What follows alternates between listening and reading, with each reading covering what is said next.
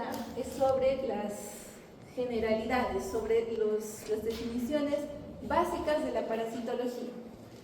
Les voy a mencionar una serie de términos que van a ser nuevos para muchos de ustedes, una serie de características, pero con el fin de que se empapen, no de que lo memoricen. ¿Por qué? Porque lo vamos a aprender parásito a parásito, parásito a parásito, vamos a volver a tocar, a volver a tocar, a volver a tocar.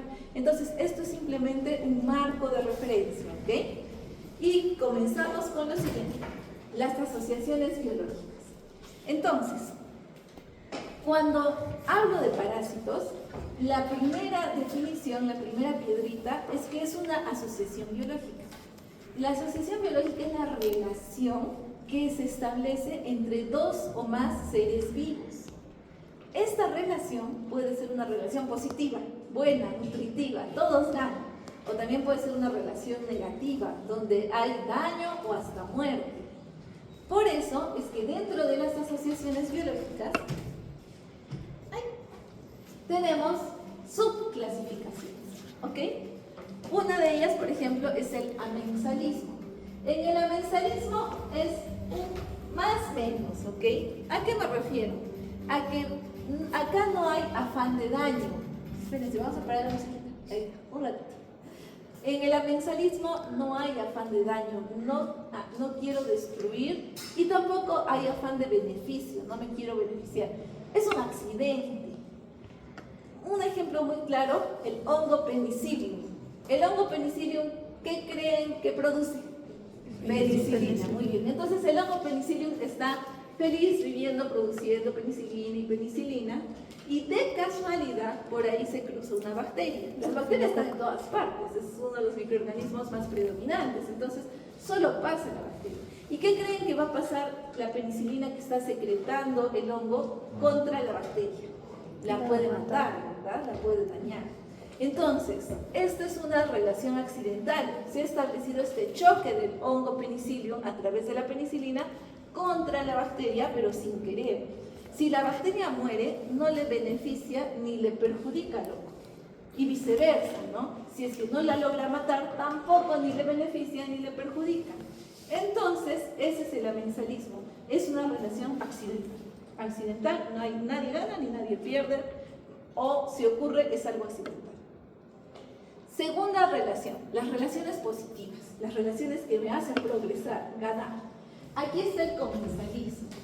Y yo sé que ya han escuchado algo de los comensales, ¿sí? ¿Dónde tenemos comensales? En el intestino grueso, ¿no es cierto? En el colon, en la superficie de la piel. Tenemos una serie de microorganismos, bacterias, que nosotros les servimos de albergue para que crezcan, para que se nutran, para que se multipliquen. ¿Pero me producen algún daño a mis comensales? No me producen ningún daño. Claro, ellas se benefician porque tienen un espacio propicio, pero a mí no me perjudica, no hay daño. Ahora, esta relación es una relación estricta, obligatoria. Cuando yo me muera, mis bacterias también se van a morir, porque necesitaban mi albergue, necesitaban de mí. Por eso es que el comensalismo es beneficioso, no hay daño, pero es obligatorio. Estamos ligados de por vida. Mientras que hay otro, que es el mutualismo. En el mutualismo hay un ganar-ganar, ¿ok? ¿A qué me refiero? A que ambas especies se benefician de alguna manera. Como por ejemplo, a mí me gusta más el ejemplo del tiburón y la rémora, ¿no es cierto? El tiburón es grande, se alimenta, tiene toda la capacidad de poder servirse de los otros peces, pero la rémora es un pececito que se aloja cerca al tiburón y de alguna forma lo desparasita. Entonces, el tiburón que le brinda a la rémora, cuidado, protección, y la rémora que le brinda al tiburón, desparasitación. Entonces, es mutualismo porque ambos ganan. Ahora, ¿qué pasa si hay una corriente fuerte y se separa el tiburón de la rémora? ¿Se muere el tiburón? ¿Se muere la rémora? No, siguen con su vida. Entonces, no es obligatorio. Pero cuando se juntan, pues se potencia. Es una unión que les ayuda a progresar. Pero ahora nos vamos a la otra cara de la moneda. ¿Cuál es la otra cara de la moneda? Las relaciones negativas, las relaciones tóxicas. hasta en la biología hay relaciones tóxicas, ¿verdad? Una de ellas es la depredación. En la depredación vamos a tener un depredador y vamos a tener una presa. ¿Quién creen que gana? El depredador. ¿Y quién pierde? La presa. Entonces por eso no es del todo beneficiosa. Alguien gana, pero el otro pierde absolutamente la vida. Entonces, esa es una relación negativa. Y en segundo lugar tenemos el parasitismo. El parasitismo es otra relación negativa y justo por eso es que comenzamos hablando de las asociaciones biológicas. Si yo quiero definir el parasitismo es una asociación biológica negativa. ¿Por qué negativa? Porque el huésped y el que alberga el parásito pierde, sufre daño o inclusive hasta la muerte, dependiendo de la severidad. Mientras que el parásito se beneficia a expensas del huésped. Y gracias a ello, el parásito se multiplica, se reproduce, habita, vive, se alimenta y demás. Entonces, por esa razón es que esta relación es obligatoria. ¿Ok? Muy bien. Entonces, adentrándonos un poco más en la parasitología y en el parasitismo. Al ser el parasitismo, bueno, hay otra asociación, la foresia, pero no es tan importante. Simplemente es una relación de transporte. Vamos a centrarnos ahora en el parasitismo, ¿ok? Lo más importante. Parasitismo, asociación biológica negativa, donde tengo a un huésped y a un parásito. El parásito vive a expensas del huésped. Ahora, puede ser de dos tipos, obligatorio o facultativo. ¿Cómo es el parasitismo obligatorio? Puede ser de 3 categorías dependiendo del periodo de vida, ¿ok? Puede ser un parasitismo permanente, obligatorio permanente, o sea, que el parásito transcurre todo su tiempo de vida a expensas del huésped. Por ejemplo, los piojos. Los piojos viven poco tiempo, un mes, pero todo ese mes están en la cabeza de la persona. Si tú sacas al piojo de la cabeza de la persona, se muere. Entonces, los pedículos humanos son parásitos obligatorios permanentes. Luego tenemos a los parásitos obligatorios periódicos. ¿A qué se refiere? A que en una fracción de su vida sí dependen del ser humano, generalmente para transitar un estadio. Por ejemplo, acá tenemos la Dermatobia hominis. No se preocupen con los nombres porque los vamos a repetir y repetir y repetir, pero para que tengan contexto.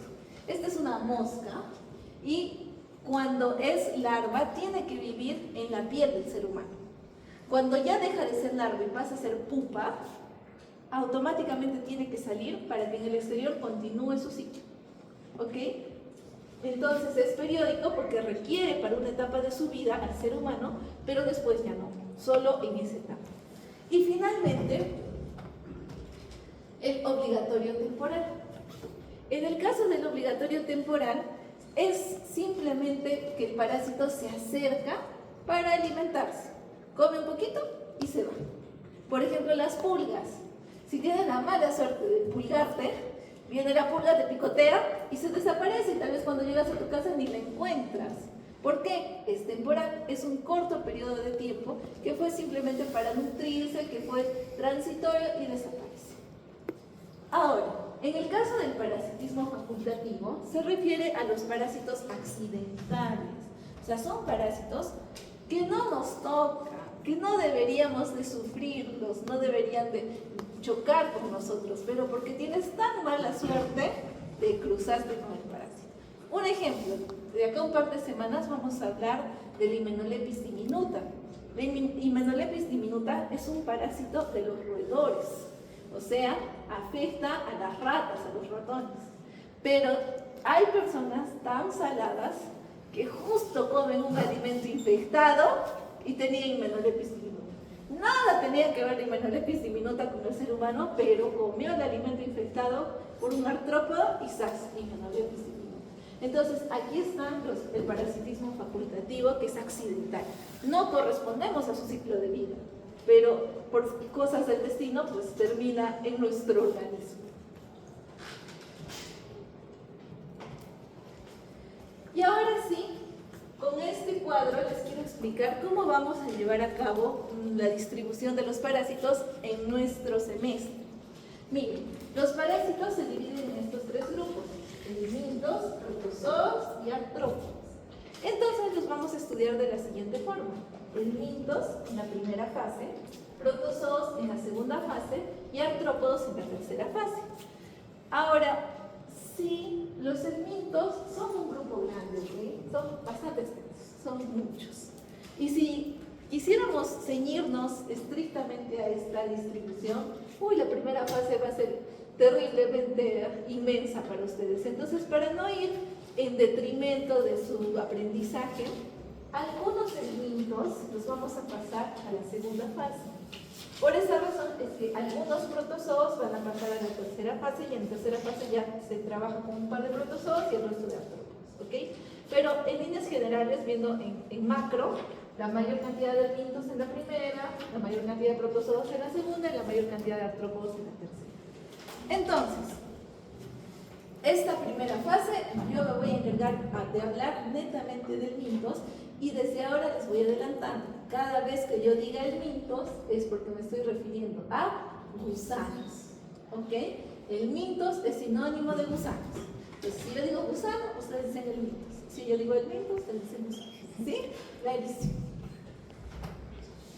Muy bien. Esta diapositiva, que está más bonita, vamos a regresar en un momento, antes de comenzar propiamente con Ascaris. No la estoy olvidando, solo quiero terminar de una vez con las definiciones.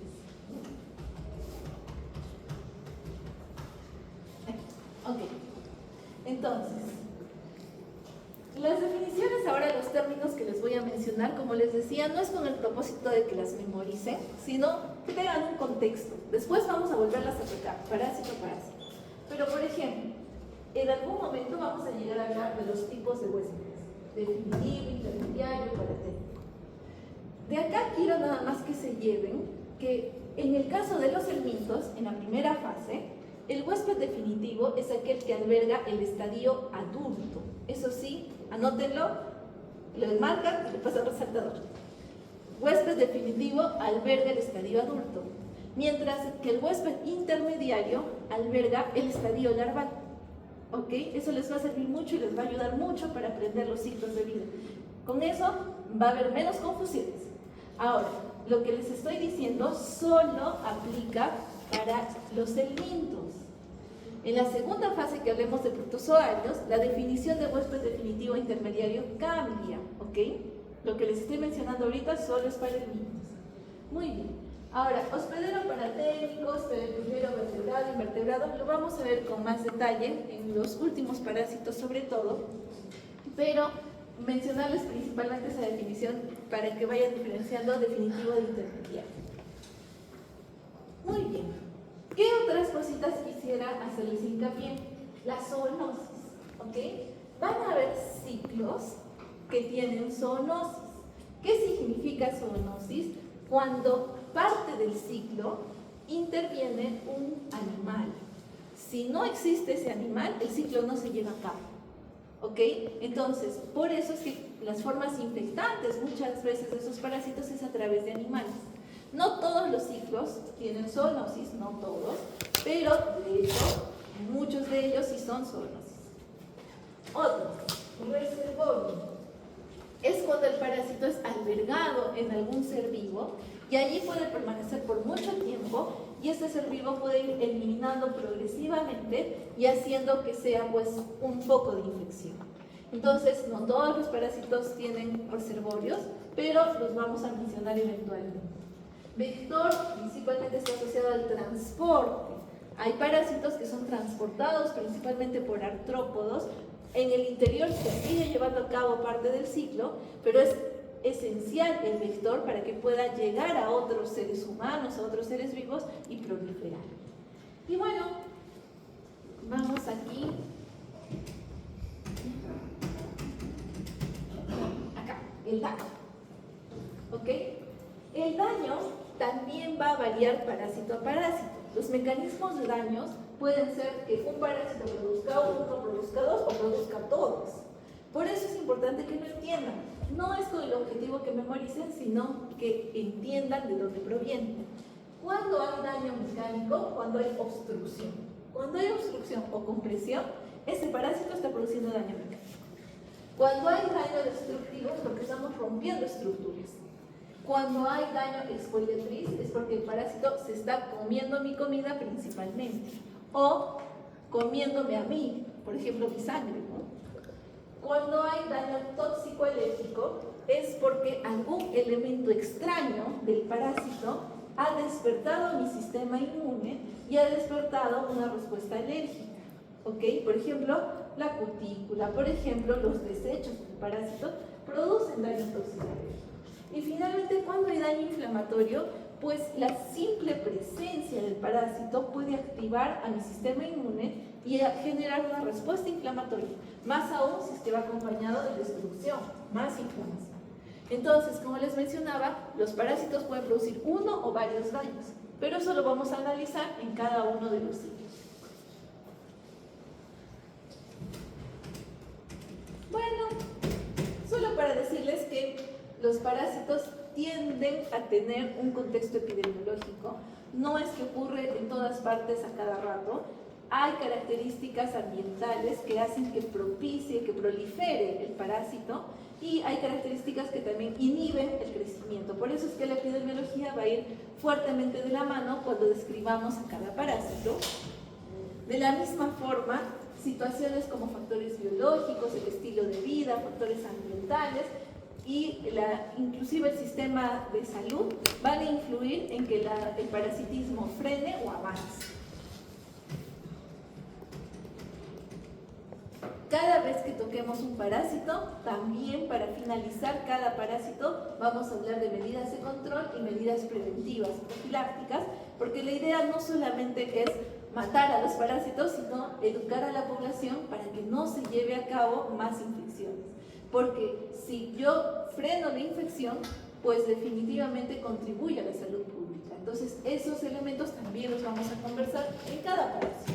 Muy bien, ya está. Entonces, ya tenemos un marco, tenemos un input para poder comenzar con el primero de nuestros parásitos, que es el famoso Ascaris lumbricoides. Ah, cierto. Me olvidaba de la otra diapositiva que les dije que teníamos que revisar ahora. Ascaris. Ascaris.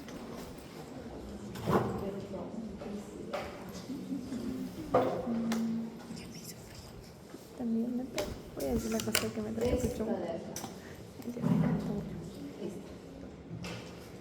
Entonces, en la primera fase hemos dicho que vamos a hablar de los helmintos, que son gusanos.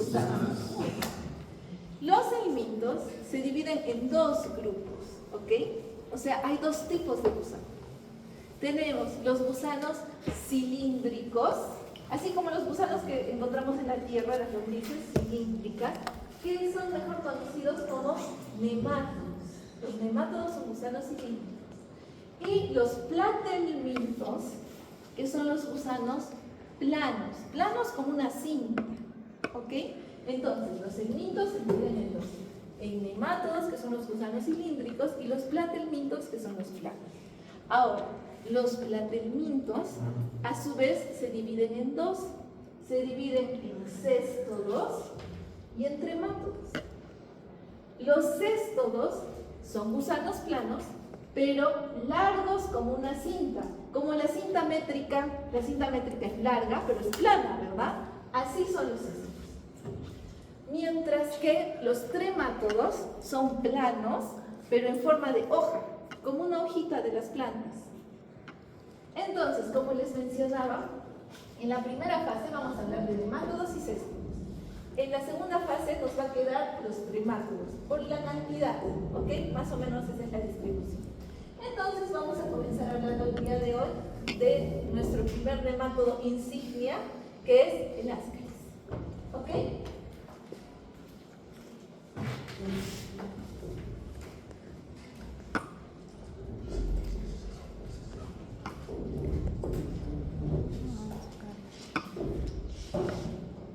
Entonces, les digo, Ascaris es un gusano, o sea, es un helminto. y es un gusano cilíndrico, o sea, es un Nemátodo.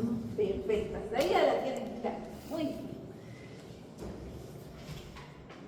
Los nemátodos, y esto les va a ayudar muchísimo para no tener que estar memorizando, albergan, comparten características generales.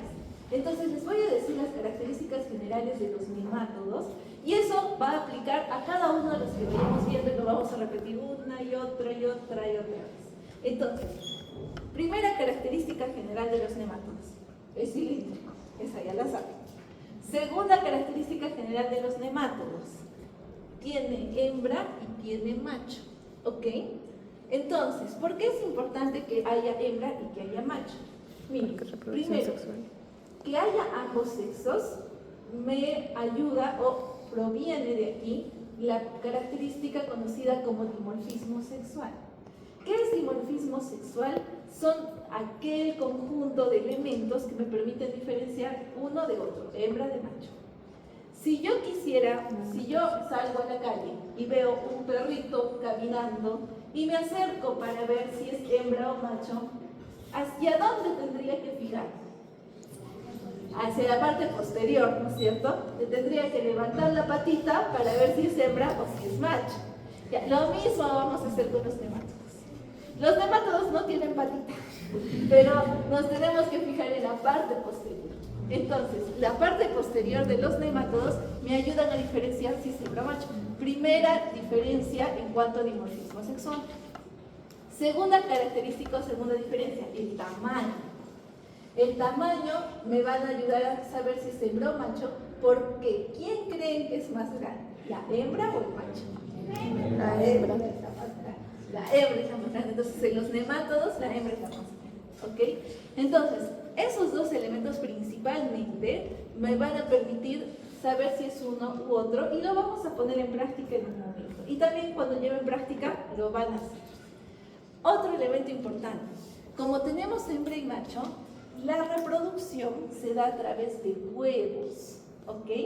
Entonces, aquí va a haber oviposición, se van a poner los huevitos y en algún punto los huevos van a eclosionar y van a dar pie al resto de los estadios.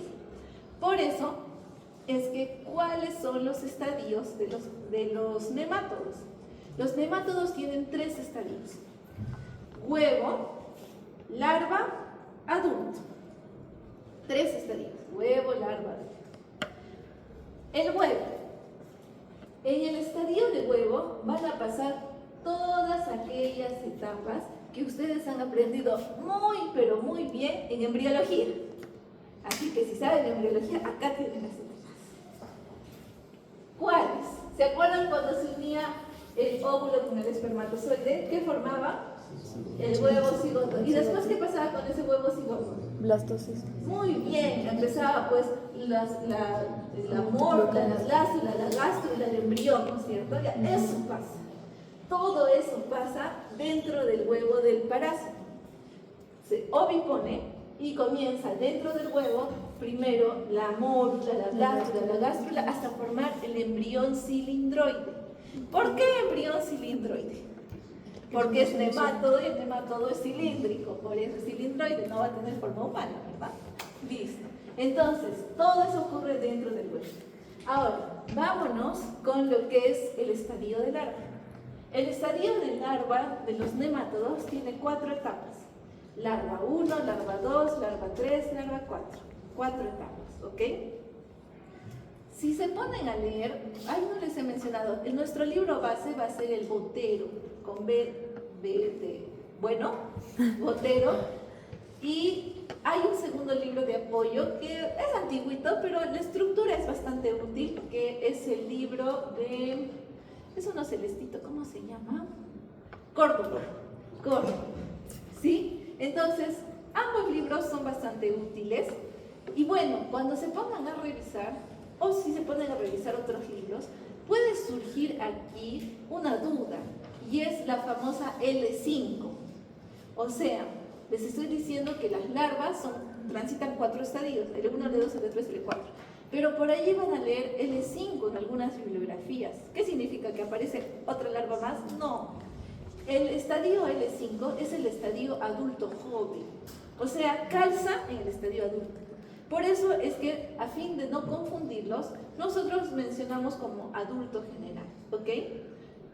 Que en realidad en la mayoría de las bibliografías es así, L1, L2, L3, L4 y adulto. Pero si por allí leen L5 saben que en realidad es un adulto joven, finalmente adulto. ¿Ok? Listo. Estadio de huevo, 4 estadios larvales, estadio adulto. Ahora, si nos vamos a ver las partes de los nemátodos, de afuera hacia adentro, lo que voy a encontrar en la superficie de mi nemátodo es una cutícula, así como la uña. ¿Cómo es la cutícula de la uña? Es lisa y es brillante, ¿no es cierto? Igual es la cutícula de estos nemátodos. Y cuando hagan prácticas de parásito, la próxima semana toca ver ascaris. Tenemos ascaris adultos y tenemos también huevitos, hemos conseguido. Entonces, el ascaris adulto, cuando lo vean, van a ver que la superficie es lisa y es brillante. Entonces, eso es característico de su cutícula. ¿Y por qué también es importante la cutícula? Porque cada vez que pasen de un estadio a otro, ¿qué creen que hace el gusanito? Se saca la cutícula y pasa. Se saca la cutícula y pasa. ¿Qué animalito se les viene a la mente que hace algo parecido? Las serpientes, ¿no es cierto? Las serpientes cuando crecen mudan su piel, se quitan la piel y pasan a otro. Lo mismo hace las caras. Entonces, la cutícula es de suma importancia porque al retirarse la cutícula, pues allí va a haber una respuesta inflamatoria, sobre todo tóxico-alérgica, que lo vamos a ver en un momento. ¿Qué otra característica importante? Los nemátodos tienen los órganos completos, o sea, aparato digestivo completo, boca, esófago, intestino, todo completo está. Tienen aparato excretor completo. Su riñón no se llama riñón, se llama renete, pero finalmente aparato excretor completo. Tiene aparato reproductor completo. La hembra tiene úteros, tiene ovario, el macho tiene testículos, tiene epidídimo, o sea, completo. ¿Ok? Entonces, tan insignificantes no son. Son seres un poquito más complejos. ¿Listo? Muy bien. Entonces, ya hemos visto las características generales. Estas características van a aplicar a todos los nemátodos que vayamos conociendo. Paso a paso vamos a repetir y repetir y repetir estas características. ¿Ok? Listo. Muy bien. Comencemos así ahora con ascaris. Ascaris, como ven en la definición, es un geohelminto. ¿Qué significa geo? Tierra. Muy bien. ¿Y qué significa helminto? Gusano. Es un gusano. No vive al 100% en la tierra, pero una etapa de su vida es crucial que ocurra en la tierra. Si no hay tierra, no progresas. ¿Ok? Muy bien. Y además, ¿dónde vive? Vive en el intestino delgado del ser humano, en el intestino delgado. ¿Por qué les menciono esto? Porque ascaris, vamos a ver ahorita sus características morfológicas, no tiene la capacidad de adherirse al intestino delgado. Entonces, toda su vida se la va a pasar luchando contra el peristaltismo, viviendo en la luz intestinal. Y para poder tener fuerzas para luchar contra el peristaltismo, necesita alimentos. Así que se come mi comida. ¿Ok? Es de esa forma que se da su parasitismo. Muy bien. Ahora vamos con esta imagen interesante. Tenemos allí dos ascaris. ¿Quién es hembra y quién es macho? Sí, el primero es macho. ¿Qué el más dice? chiquito. El primero es macho. Ya, dicen que el primero es macho. ¿Por qué? Es más chiquito. ¿Por qué? Es chiquito. ¿Por el tamaño? La verdad a mí me parece casi del mismo tamaño. Bueno, ustedes tienen mejor vista que yo. En realidad, esta imagen está un poquito discordante. Parece que una la han estirado más que la otra. Por eso es que no se nota tanta la diferencia de tamaño, pero en la realidad, la hembra es el doble de tamaño que el macho. O sea, cuando ustedes vayan a las prácticas van a ver que es la hembra y el macho. Entonces, no nos ayuda mucho el tamaño. Pero, ¿en qué más nos teníamos que fijar para definir que era hembra o macho? En el extremo posterior. En el extremo posterior, ahora lo vemos acá, les pregunto, ¿cuál es el extremo posterior? Entonces, para definir cuál es el extremo posterior, primero tengo que definir cuál es el extremo anterior. Más difícil, ¿no? Y ahora, ¿cómo defino cuál es el extremo anterior? Es algo más sencillo. El extremo anterior del ascaris es como la suciría. Tiene 3 labios prominentes. Entonces, cuando tengan un ascaris, buscan esos 3 labios prominentes y ya saben que el otro lado es el extremo posterior.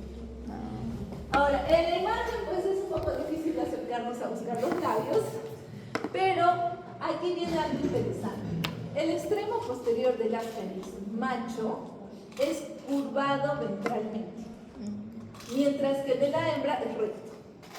Entonces, ¿cuál de los dos tiene por algún lado alguna curvatura?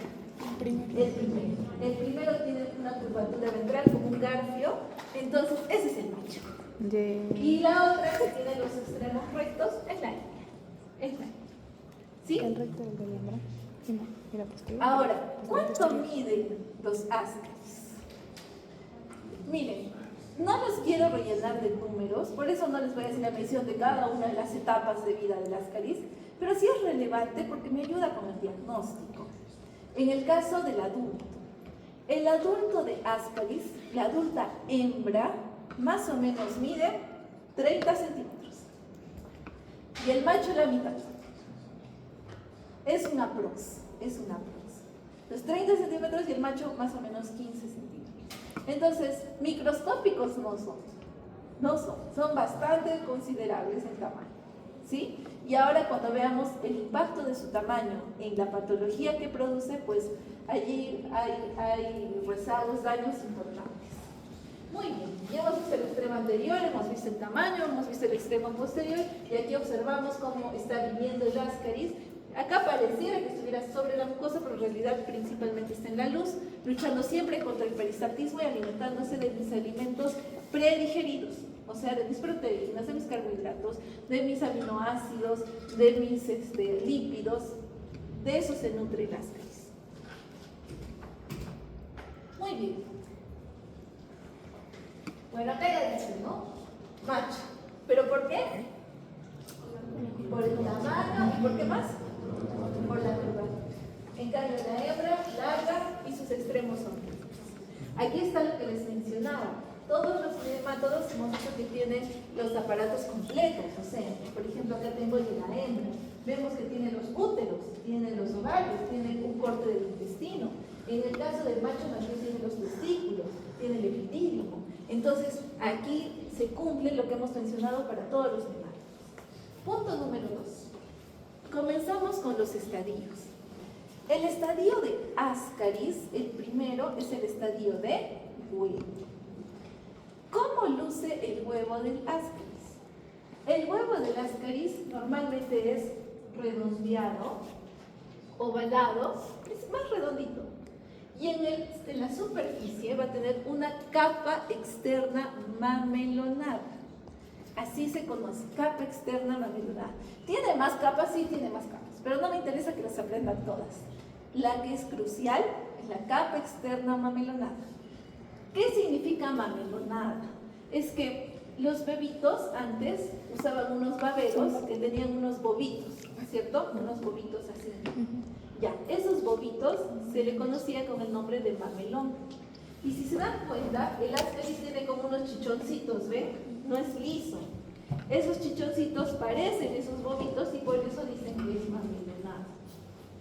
Cuando ustedes busquen estos huevos en las muestras de la práctica, ¿cómo van a saber diferenciar del resto de huevos? Porque van a buscar esos mamelones. Si encuentran esos mamelones, es huevo de ascaris. Ahora, vamos a hablar de gallinas. Cuando la gallina pone el huevo, todos los huevos que pone la gallina van a dar pie a un pollito, o hay huevos que sí permiten que nazca pollito y hay otros huevos que no permiten que nazca pollito, ¿no es cierto? O sea, la gallina no solamente pone huevos fértiles, también pone huevos infértiles. Y de hecho más se usan los huevos infértiles que lo que nosotros comemos, los que no van a producir un pollito. Ascaris igual. Ascaris pone huevos fértiles y pone huevos infértiles. Los huevos fértiles son los que van a dar pie a otro ascaris. Y esos son el característico, el huevo redondo con sus mamilones. Mientras que hay circunstancias en las que también pone huevos infértiles, y es normal, y esos huevos infértiles lucen así. ¿Comprende? Huevos alargados, también tienen mamelones, pero no son redonditos, más son alargados, medio rectangulares. Entonces, en la práctica, cuando ustedes vean las muestras, si tienen paciencia y tiempo sobre todo, a veces no alcanza, pueden encontrar por allí algún huevo infértil, pero lo que más van a ver son huevos fértiles. Listo. Y ahora sí, llegamos a la cima del ascaris, a la base de cada parásito, el ciclo de vida. El ciclo de vida del ascaris vamos a iniciar en la boca. Como es un ciclo redondo, podemos iniciar donde sea, pero comenzamos en la boca, ¿ok? Les pongo una situación. ¿Qué pasa si les trajera acá una mesa? Pongo 3 platos. En este plato pongo un huevo de ascaris, en este plato pongo una larva 3 de ascaris y en este plato pongo un adulto de ascaris, una adulta de 30 centímetros de ascaris. Y les digo, por $1.000.000, ¿cuál te comes? Al huevo. Al huevo. Por $1.000.000, ¿cuál te comes? Al huevo. ¿Y no les da miedo que les dé la enfermedad? Un El millón. tratamiento cuesta $1, dice. Miren, Sí, al huevo. no les va a producir la enfermedad cualquier estadio. La única forma que te dé la enfermedad es que entre a tu cuerpo la forma infectante. Si no entra la forma infectante, cualquier otra forma que ingrese, así como entra, se sale. ¿Ok? Ahora la pregunta es, ¿cuál es la forma infectante del ascaris? La forma infectante del ascaris es el huevo maduro más larva 2. ¿Ok? Es todo junto. Todo. No es huevo, no es larva 2, es huevo maduro más larva 2. Me demoro porque siempre se equivoca, porque siempre cae. Les pongo en el examen, forma infectante del ascaris. Opción A, huevo, marca huevo. Opción B, larva 2, marca larva 2. No, es huevo maduro más larva 2. O sea, dentro del huevo está la larva. ¿Ok? Muy bien. Ahora, ¿cómo es que llega el huevo maduro más larva 2 al ser humano? O sea, cuando ya tienes las caridiasis y te preguntas, ¿no? ¿En qué momento me contagié? Ese es el mecanismo de infección. El mecanismo de infección de ascaris es por manos, agua y verduras contaminadas. O sea, si yo no me lavo las manos, si yo no desinfecto el agua, si es que no desinfecto mis verduras, por ahí puede ingresar el huevo maduro con larva 2. ¿Ok? Muy bien. Puerta de entrada a la boca, entra el huevo maduro con larva 2. Este huevo maduro con larva 2 entra por la boca y sigamos con anatomía. ¿Qué continúa de la boca? A ver, por favor. Ya, faringe y de allí, El esófago. esófago. Después, Estómago. estómago. Ahora, el estómago tiene algo interesante. ¿Qué sustancia hay en el estómago? Ácido clorhídrico, muy bien. ¿Y el ácido clorhídrico qué pH tiene? Ácido. Más o menos 3, no sé, recontra ácido. O sea, ¿qué pasa si yo estoy caminando con mi ácido clorhídrico y me tropiezo y fallo? ¿Te quemo? ¿Sí o no? Es recontra ácido. Ahora, imagínense, el huevo está entrando hasta el estómago. Se está enfrentando a un pH 3.5. ¿Le pasará algo a ese huevo? Sí, pero muy poco. Casi nada. O sea, imagínense la resistencia de ese parásito para enfrentar 3.5. Casi nada. ¿Qué es lo que pasa? la capa externa mamelonada, la característica, se debilita un poquito, como que se resquebraja un poquito, pero nada más. Entonces sigue avanzando el huevo. ¿Y ahora qué toca? El duodeno. ¿Y qué hay en el duodeno? Absorción de líquidos. Los jugos pancreáticos. ¿Y cuál es el pH de la amilasa de la lipasa? A 4.3. Es muy alcalino, 8.5. Entonces estamos pasando de 3.5 a 8.5. Estamos cambiando de muy ácido a muy alcalino. ¿Qué le va a pasar a la cubierta de ese huevo? Se termina de romper. Se termina de romper porque ya es demasiado extremo el cambio. Entonces, si mi huevo se rompe, la palabra apropiada es que eclosiona. Eclosiona. Rompo el huevo, eclosiona. ¿Y quién sale? El larva. Muy bien, larva 2. Entonces, acuérdense que cada vez que eclosiona sale la larva 2. Ahora, la larva 2 es un estadio juvenil, ¿no es cierto? Entonces la larva 2 dice, soy joven, no puedo quedarme aquí, me voy a empolvar, voy a salir telarañas, voy a explorar el mundo con mi juventud, voy a explorar todo el cuerpo humano.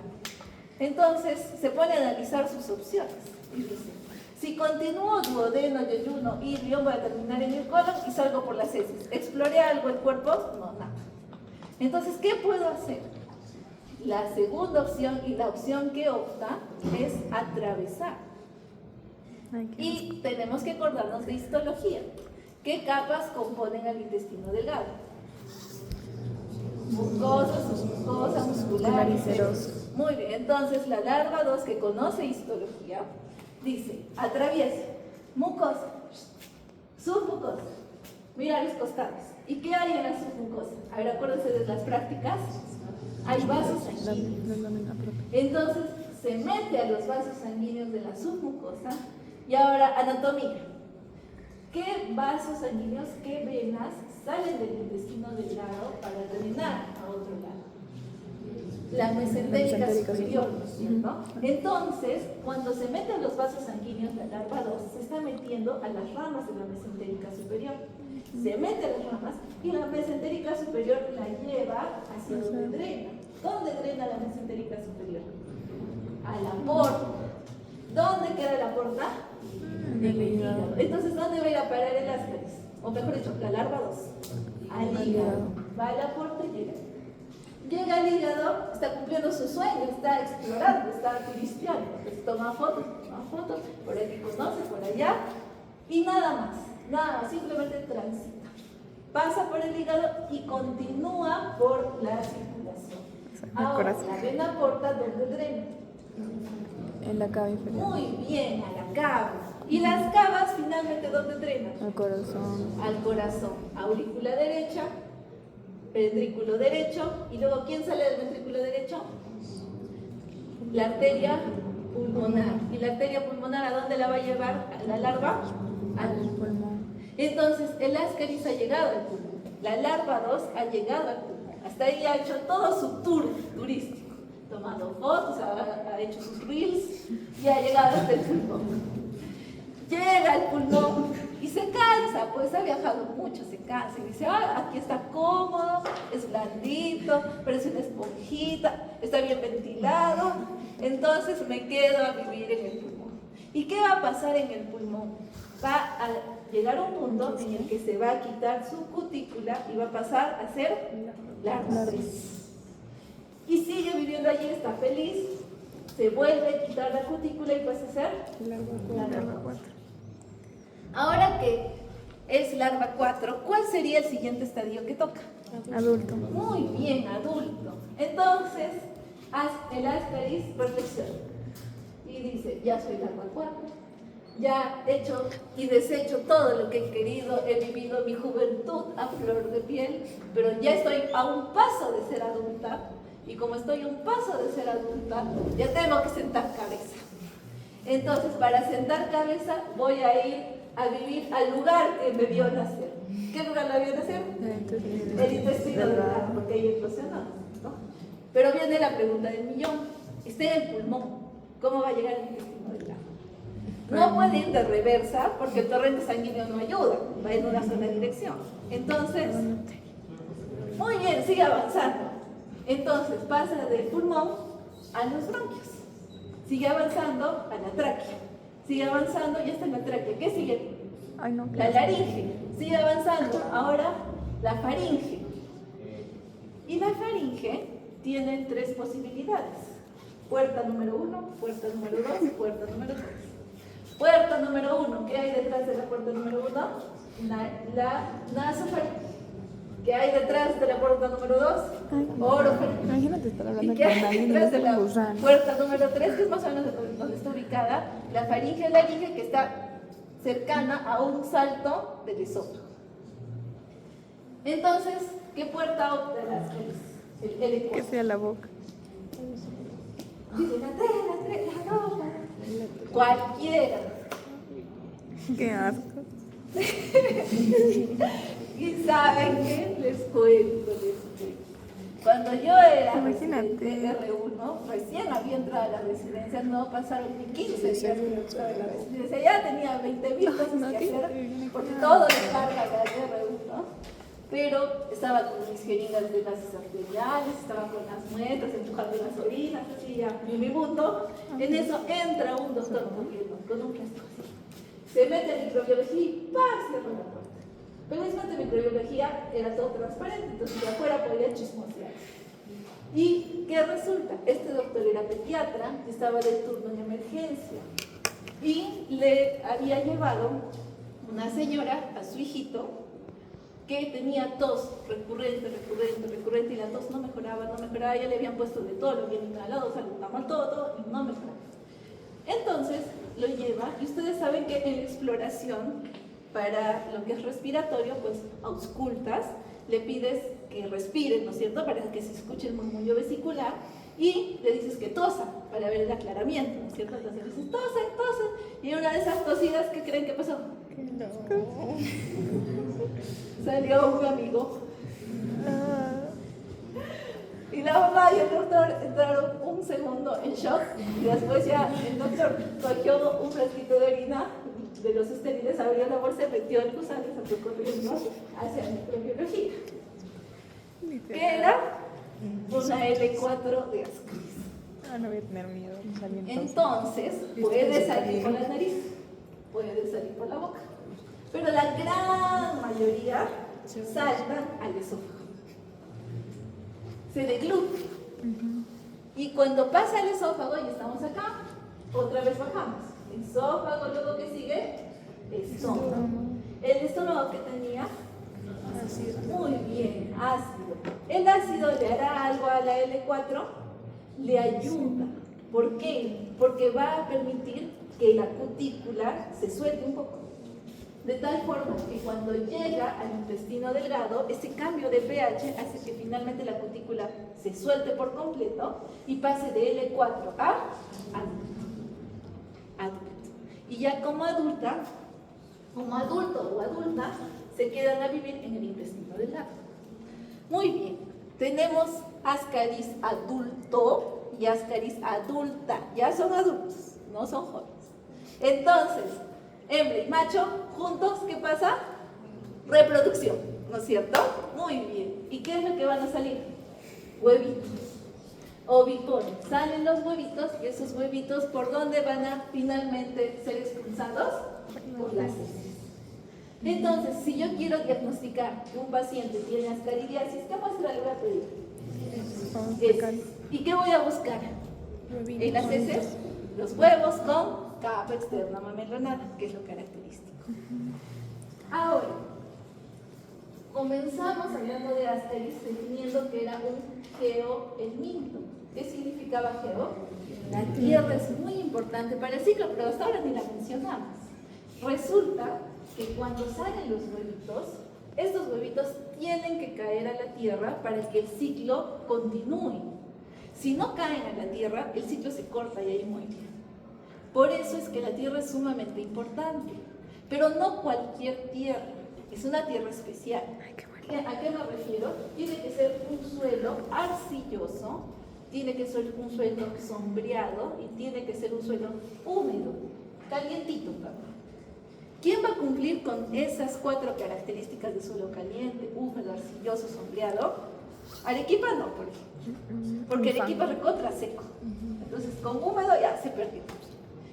¿Qué lugares geográficos se les ocurre? Ajá. La costa, dependiendo de dónde, pero más la selva, porque la selva es extremadamente húmeda, es muy húmeda. Hay mucha sombra por los arbolitos y el suelo es más arcilloso, en cambio en la costa el suelo es más arenoso. Entonces, por eso, principalmente en la selva. Si ustedes van a trabajar alguna vez en la selva, pues allí es donde van a encontrar más estos parásitos. Cae el huevito al suelo y ahora pongámonos a pensar, ¿por qué el huevito tendría que caer al suelo si es que generalmente uno va al baño a una letrina, ¿no es cierto? Entonces, en zonas donde no hay letrinas, hay defecación en el suelo. Eso se llama fecalismo. Entonces, el mecanismo de transmisión para que el ciclo progrese es el fecalismo. No se van a confundir. Mecanismo de infección para que llegue a mí era mano, agua, verduras contaminadas. Infección. El mecanismo de transmisión para que el ciclo progrese y prolifere es el fecalismo. Y les voy adelantando. El 95% de los parásitos de la primera fase, hasta de la segunda, tienen como mecanismo de transmisión el fecalismo. Entonces, si les pregunto mecanismo de transmisión y no saben la respuesta, tienen 95% de posibilidades de que sea fecalismo. ¿Sí? Fecalismo. Muy bien. Entonces, cae el huevito. El huevito que ha salido es un huevito que está en su interior ocurriendo las etapas de mórula, gástrula, embrión, cilindroide, pero todavía no es forma infectante, ¿verdad? ¿Cuál era la forma infectante? Huevo, larva, huevo maduro más larva 2. Entonces, en el suelo que anida el huevo, van a ocurrir todos esos cambios. Va a pasar de un huevo simple a ser un huevo con larva 1 y luego huevo con larva 2. Y así se constituiría la forma infectante. Y así es como cerramos todo el ciclo. ¿Ok? Muy bien. Ahora, el ciclo es la base, es el pilar para todo lo que viene ahora. Entonces, vamos a repetirlo, pero ya más rápido, ya mucho más rápido, para analizar el daño que produce Ascaris. ¿Cuál era la forma infectante de Ascaris? Huevo maduro con larva 2. Puerta de entrada. La boca. Mecanismo de infección, ¿cómo llega a mí? Agua vegetales o más vegetales. Entonces, entra el huevito por la boca, sigue esófago, estómago, intestino delgado. ¿Qué pasa en el intestino delgado? Eclosión. ¿Y quién sale? Larva 2, es lo que estaba en su interior. Hasta ahí, ¿algún daño me ha producido? No, ni cuenta me da, ¿no? Ni cuenta me da, es como puedo. ¡Ay, se cayó una papita! Me persigue, me como, ahí justo. Ni cuenta me da. Ya saben que ya no podemos hacer eso. Sí. Muy bien. Llega entonces hasta el intestino delgado, sale la larva 2 y ahora sí, ¿qué continuaba? ¿Qué hacía la larva 2 cuando salía del huevo? Atraviesa. ¿Qué va a atravesar? La mucosa para alojarse los vasos sanguíneos. Está atravesando. Tal vez una no sea significativa, pero ¿qué tal si entró un inóculo de 1000? Estoy teniendo 1000 perforaciones. ¿Ese qué daño es? Destructivo. Estoy destruyendo, estoy rompiendo, estoy atravesando. Entonces, seguimos avanzando. Bueno, destructivo y además, asociándolo con la clínica. Si estoy rompiendo mucosa, submucosa, ¿qué molestias va a tener mi paciente? Dolor abdominal. Como les digo, si es una larvita va a ser un INCAE, pero si son 1000 va a ser ¿verdad? Dolor abdominal. Listo. Se mete en la circulación, viaja, pasa por la aorta, por el hígado, continúa, llega al corazón y después al pulmón. En el pulmón llegaba la larva 2 y ¿qué pasaba? Muda, ¿no es cierto? Entonces se quita su cutícula y pasa a ser larva 3. Y otra vez se quita su cutícula y pasa a ser larva 4. Ok. ¿Qué pasa con la cutícula? Se la ha quitado y seca en el pulmón. entonces ese elemento extraño activa a mi sistema inmune, porque no es algo que me pertenezca. Y la respuesta de mi sistema inmune, ¿cuál va a ser? Daño tóxico alérgico. Entonces va a activar a mis eosinófilos, a mis basófilos y sobre todo a mis mastocitos. Y esto va a generar que en el examen de sangre mi paciente tenga eosinofilia, gracias a la cutícula. Entonces, este parásito produce eosinofilia. Listo. Ahora, seguimos avanzando. Está a un paso de ser adulto. ¿Dónde va a pasar a ser adulto? Al intestino delgado, ¿no es cierto? El lugar donde lo vio nacer. Entonces, por esa razón es que continúa avanzando por bronquios, tráquea, salta al esófago, baja estómago, llega al intestino delgado. En el intestino delgado nuevamente se quita la cutícula, pasa a ser adulto. Y ahora, como adulto, es que va a vivir en la luz de mi intestino. ¿De qué se va a alimentar para mantenerse en la luz del intestino? De mis alimentos. Muy bien, se va a alimentar de mis alimentos, se come mi comida. ¿Ese qué daño es? Exfoliante, porque se come mi comida. Y obviamente, de forma secundaria, me desnutre. ¿Listo? Y finalmente, su presencia, su destrucción va a acarrear inflamación. ¿Listo? Ahora, hablemos un poquito sobre la clínica. Los mecanismos de daño se refieren a que depende de la cantidad de parásitos, depende de mi respuesta inmune para que el daño sea mayor o menor. Lo que les mencionaba, no es lo mismo que entre un ascaris a que entre 1000, a que entre 10.000, ¿verdad? Entonces el número de larvas va a impactar en el daño. De la misma forma, mi sistema inmune no es lo mismo que sea una persona hipersensible a que sea una persona sin ninguna atopía, ¿verdad? También impacta la respuesta. Cuánto se desplacen, hacia dónde lleguen, va a aumentar o disminuir el daño. Y bueno, manifestaciones clínicas. Entonces, ya hemos conversado ahorita sobre el dolor abdominal que le puede generar cuando atraviesa, pero ¿qué otras manifestaciones clínicas puede encontrar? Miren, está viviendo 2 etapas de su vida en el pulmón. ¿Habrá daño pulmonar? Sí. Y eso se conoce con el nombre de síndrome pulmonar, o mejor conocido como el síndrome de Loeffler. ¿Ok? Ahora, este daño pulmonar, ¿por qué se da? Porque el parásito, cuando vive esas 2 etapas, no está quieto, es un gusanito. Entonces está que se mueve. Y no es pequeño. Hemos visto que la adulta mide 30 centímetros. Las larvas son más pequeñas, pero no son microscópicas. Entonces, al estar en los pulmones, rompe vasos sanguíneos, rompe parénquima, y esa rotura genera inflamación, dolor torácico, tos, expectoración muchas veces hemoptóica por la rotura de los vasos y hasta disnea, dependiendo de la severidad del daño, la cantidad de las larvas que están viviendo ahí. Entonces, todo esto es característico de este síndrome. Y ahora, si tú tienes un paciente que viene con disnea, dolor torácico, tos, expectoración hemoptóica, ¿cuál es el primer examen que sensatamente pedirías? Una radiografía de tórax. Y acá pasa algo interesante en la radiografía de tórax. Cuando tú tomas, observas al gusano, se ve la radioopacidad, pero ¿saben? Es una radioopacidad cambiante. O sea, en la mañana, la radiografía de la mañana encuentras al gusano en la base derecha. En la radiografía de la noche encuentras a la radioopacidad en el ápice derecho. Y dices, pero si estaba en la base. ¿Por qué? Porque el gusano se mueve. Por eso son radioopacidades cambiantes, se mueven. Eso es algo muy característico de las cosas.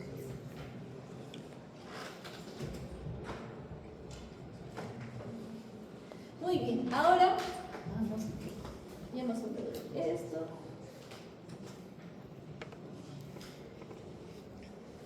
Complicaciones. Entonces, las complicaciones pueden ser leves, cuando hay poco inóculo, poca cantidad, y en realidad las complicaciones leves más se refieren a las larvas despistadas, ¿ok? En todo grupo siempre hay algún despistado, lo mismo pasa en los ácidos. ¿Por qué? Imagínense, pasa mucosa, se mete a la mesentérica superior, llega al hígado por la porta y como les dije, solo transita por el hígado. Pero ¿qué tal si quizás se pierde? Y en vez de meterse a un vaso sanguíneo, se mete a las vías biliares. y sigue avanzando, y llega a la vesícula. ¿Qué va a pasar en la vesícula? La puede obstruir o la puede inflamar. Entonces hay colecistitis por ascaris, hay colangitis por ascaris. Está en la vía sanguínea, puede meterse por otro lado sin darse cuenta y terminar en el colon. Puede obstruir apéndice. Hay apendicitis por ascaris. Entonces son diagnósticos diferenciales de estas patologías. Puede ser, no es frecuente, no es pan de cada día, pero pasa. ¿Ok? Entonces, en el caso de que sea severa, y es algo que ya asumo que en sus cabecitas lo han pensado, aunque sea un milisegundo. Les he dicho que el ascaris mide 30 centímetros, la hebra. Está viviendo en la luz de mi intestino. ¿Qué pasa si es que tengo la mala suerte que entran 1000 ascaris de 30 centímetros? ¿Qué dicen? ¿Qué va a producir? Obstrucción intestinal. Esa es la complicación de una ascaridiasis severa, muy características, están íntimamente ligadas, la ascaridiasis con la obstrucción intestinal. Lo preguntan mucho en los exámenes, por eso les hago hincapié. Complicación de ascaris, obstrucción intestinal. ¿Sí? Está fuertemente asociado por la cantidad, por el tamaño, pues terminan obstruyendo todo el intestino.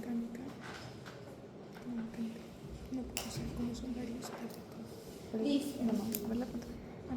Diagnóstico. Ya lo sabes. ¿Qué muestra aquí? ¿Qué voy a buscar en las heces? Los huevos con la capa externa mamelona. Listo. Pero ahora, va el paciente y les entrega la muestra de heces. ¿Y ustedes qué hacen? ¿Ponen una lámina y miran al microscopio? La verdad que sí se puede hacer eso, sí se puede. Pero tienes que tener buen ojo, porque los huevos son transparentes. Entonces, si no tienes un ojo entrenado, no vas a ver nada. Entonces, ¿cómo le subimos el HD? Con tinción.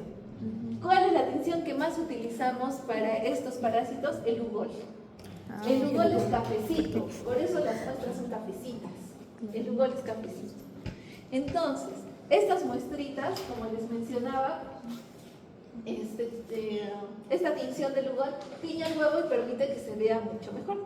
Pero a veces, o la gran mayoría de veces, los pacientes que tienen estas enfermedades, pues son pacientes muy vulnerables, principalmente niños. Entonces nosotros requerimos dar un diagnóstico rápido, preciso, con alta sensibilidad, o sea que sea un buen tratamiento de la muestra para observar y no fallar, no dar falsos negativos. Por esa razón es que utilizamos un método adicional a la coloración, que es la concentración, para concentrar bien y luego ese concentradito mirar y no perder la posibilidad de diagnosticar correctamente.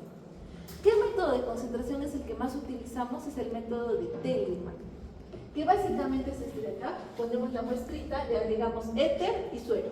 El suero diluye todo lo hidrosoluble de las heces y el éter diluye todo lo liposoluble de las heces. Entonces, abajito, al final, queda el concentradito de los huevos de ascaris. Y eso es lo que yo cojo, lo tiño y miro al microscopio y ya se ve pues perfectamente y se ve en gran cantidad porque lo he concentrado. Hay otro método de concentración que también se utiliza, que es el método de Kato-Katz, pero es más para cuantificar con miras de investigación. No se usa tanto en el diagnóstico, pero lo menciono. ¿Por qué les digo esto? Estas técnicas diagnósticas se van a repetir en la mayoría de los nematodos y también de algunos helmintos. Así que desde ahora vayan recordando. Diagnóstico de ascaris es por directo, Lugol, Telemann, Kato-Katz. Diagnóstico de trichuris por directo, Lugol, Telemann, Kato-Katz. Diagnóstico de necato por directo, Lugol, Telemann y Kato-Katz. ¿Ven? Ya estamos adelantando cuántos parásitos, ¿ok? Entonces, este es un clásico, igual lo vamos a trabajar en la práctica. En práctica vamos a volver a hablar de ellos con detalle, pero ya desde ahora pues vamos mencionando. Muy bien, bueno, acá también quería mencionarles el tema de la eosinofilia. Ya sabemos que hay eosinofilia, ¿por qué motivo? Por el daño tóxico alérgico. En cuanto a lo epidemiológico, Principal población afectada. ¿Quién hemos dicho? Ya, personas que viven en la selva, ¿qué más? Niños. ¿Por qué los niños? Porque se meten todas las Muy bien, porque la puerta de entrada de las caries es la boca. ¿Y qué hacen los niños? Todos se llevan a la boca. Entonces, por esa razón es que son la principal población afectada, y más aún niños que viven en zonas cálidas como la selva, ¿verdad? Y zonas que no tienen letrinas, porque tiene que haber fecalismo para que prolifere el ciclo, para que progrese. Entonces, todos esos elementos sumados a la pobreza, la ignorancia, el hecho de que no se laven sus manitos, no desinfecten los alimentos, no desinfecten el agua, propicia a que haya ascaridiasis. Y de la misma forma, pues han visto que el parásito es bastante resistente. No les mencioné la longevidad. El parásito en promedio vive 2 años. Ese es su periodo patente, tiempo de vida. Mientras que hay otros parásitos que pueden vivir menos, este sí vive 2 años si es que no hay ninguna intervención farmacológica.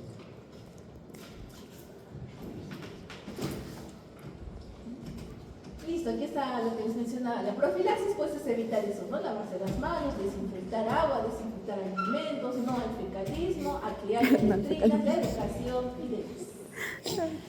Ahora, por último, el tratamiento. ¿Cómo trato un paciente con ascaridiasis? Tengo muchas opciones terapéuticas, muchas. La número 1, la primera línea, es el albendazol. El albendazol es mi primera opción. Si no cuento con albendazol, puedo utilizar su primo hermano, que es el mebendazol, pero siempre la primera opción es albendazol. Recuérdense, A de ascaris, A de albendazol, ¿ok? Si no, mebendazol. Ahora, puede ser, también puedo optar por otros medicamentos que producen principalmente parálisis. ¿Por qué? A ver, pongámonos a pensar. El ascaris normalmente se tiene que mover para luchar contra el peristaltismo. Si yo paralizo al ascaris, ¿qué va a pasar? El peristaltismo se encarga de botar. Por eso es que hay medicamentos que apuntan a paralizar, ya sea de forma espástica o ya sea de forma flácida. Por eso es que tengo al pamoato de Pirantel y a la piperacina, que son opciones que permiten paralizar al parásito. Pero ojo, estas opciones de tratamiento son para ascaridiasis comunes y corrientes, no complicadas. Cuando ya se complica por una obstrucción intestinal, ¿qué es lo que tengo que hacer? Operar.